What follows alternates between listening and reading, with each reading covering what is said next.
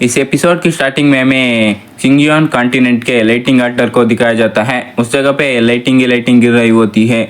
वहीं पे एक बंदा आल्टर के ऊपर चढ़ जाता है और वो कहने लगता है हजारों साल गुजर गए हैं। जैसे तैसे करके स्टेबुलेशन को अट्रैक्ट करके उस लाइटिंग को मैं अपनी दंतियान को अनसील करने में यूज कर सकता हूँ। और वो बंदा चिल्ला के बोलने लगता है मैं गु शाओचेंग फाइनली अब ट्रू क्यूअर इलम में ब्रेक थ्रू कर सकता हूँ। गाइस यही इस सीरीज का मेन कैरेक्टर होने वाला है, इसीलिए अब मैं इसे सिर्फ गुचेंग ही बुलाऊंगा। वहीं पे हमें कुछ लोगों को दिखाया जाता है, वो इसे मास्टर कह रहे होते हैं। फिर इस लड़की को दिखाया जाता है, ए गुचेंग की थर्ड डिसिपल मित्तल एम्प्रेस होती है। वो कह रही होती है मैं यूजलेस डिसिपल हूँ, इस ट्रिबुलेशन को भी सप्रेस नहीं कर सकती।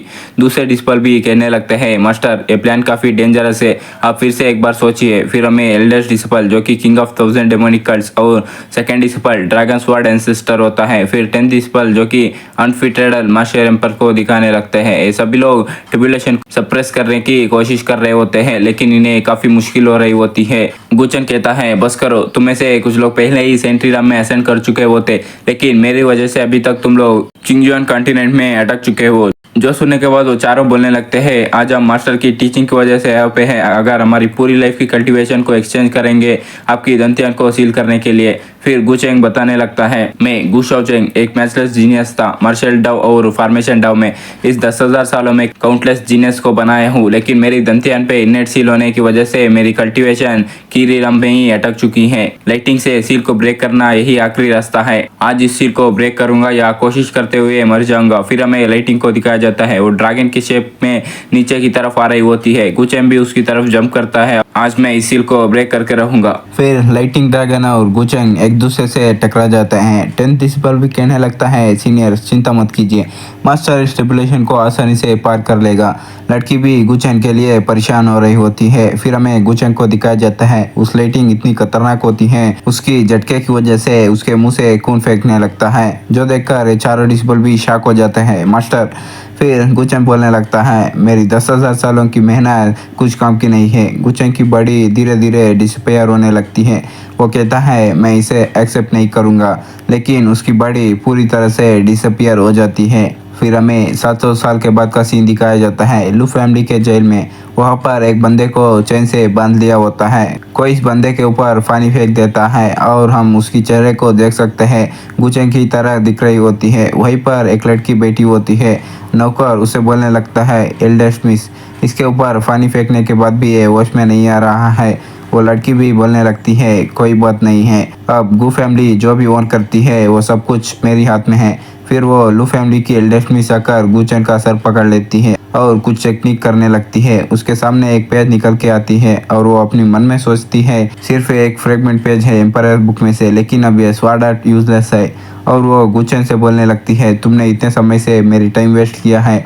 और वो नौकर से बोलने लगती है इसे बाहर ले जाकर कुत्ते को खिला देना। फिर हमें रात का सीन दिखाया जाता है, किसी जगह पे गुचेंग को फेंक दिया होता है। गुचेंग को देख सकते हैं वो बेहोश होता है, लेकिन अचानक उसकी माथे में एनर्जी जाने लगती है, जिसकी वजह से वो अपनी होश में आ जाता है। और वो बोलने लगता है मैंने एक्सपेक्ट नहीं किया था मैं दूसरे किसी बॉडी में रीइंकारनेट हो जाऊंगा, ये अच्छी बात है। मैं अपनी सोल को प्रोटेक्ट किया जब ट्रिबुलेशन ने मेरे बॉडी को डिस्ट्रॉय किया था, और 700 साल बाद मैं रीइंकारनेट हुआ हूँ गु फैमिली के टैलेंटलेस डिसेंडेंट के बॉडी के अंदर। अब सिर्फ मैं अपनी पास्ट लाइफ की मेमोरी को ही रीअवेकन किया हूँ। लेकिन बेस्ट पार्ट है कि जो सील मेरे साथ 10,000 सालों से थी अब वो चली गई है। और वो अपनी मन में सोचता है सो पावरफुल लू फैमिली जो मेरा गु फैमिली के स्वॉर्ड आर्ट के पीछे है। अपने आप को बचाने के लिए गु फैमिली ने स्वॉर्ड आर्ट को एज ए बार्गेनिंग चिप की तरह इस्तेमाल किया और मुझे लू फैमिली में शादी करने के लिए अलाउ किया। लेकिन शादी के रात जैसे ही उन्हें स्वॉर्ड आर्ट मिली, उसके बाद मेरी वाइफ लो शेंगशु मेरी दंतियान को शाटर करके मेरी कल्टीवेशन को क्रिपल कर दिया और मुझे बंद किया, जो कि रोज टॉर्चर करने के लिए। गु फैमिली अब देखो मैं तुम्हारे साथ कैसे खेलता हूँ, इतना बोलकर वो एक खतरनाक स्मेल देने लगता है। फिर हमें गु फैमिली का सीन दिखाया जाता है, जहाँ पे एक लड़की को देख सकते हैं वो जमीन में बैठी हुई होती है। वो लड़की कहने लगती है एल्डर यूहान शादी नहीं करना चाहती है। और वो एल्डर भी बोलने लगता है यंग मास्टरलिंग पर्सनली तुम्हारे लिए आए हैं और तुम ऐसे कैसे बोल सकती हो। फिर हमें इस लड़की के बारे में बताया जाता है, गुचेंग का सिस्टर गु यूहान होती है। वहीं पे गु फैमिली के एल्डर गु हाइबो को देख सकते हैं, हैं। वो बोलने लगता है गू फैमिली के सभी एल्डर्स इस शादी के लिए एग्री किए हैं। जो सुनकर यूहान को आंखों में भी आंसू आ जाते हैं। फिर हम वहीं पे एक मोटे बंदे को देख सकते हैं। यही लिंग फैमिली का एक मास्टर लिंगबा होता है।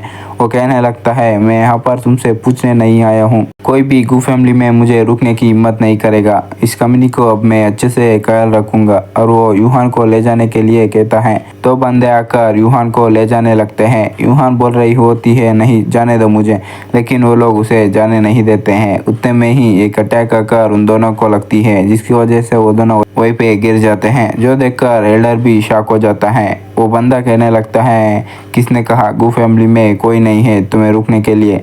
उस बंदे को देखकर सभी लोग शॉक हो जाते हैं। ये बंदा और कोई नहीं गुचेन होता है। जैसे ही यूहान गुचेन को देखती है वो सीधा आकर गुचेन को हक करने लगती है और वो ब्रदर भी बोलने लगता। गुचेन भी कहता है अब मैं आ चुका हूँ, सब कुछ मेरे ऊपर छोड़ दो। उतने में ही लिंगबा भी कहने लगता है ये और कोई नहीं गुचेन है। तुम डंजन में 2 सालों के लिए बनते और आते ही तुम मरना चाहते हो क्या?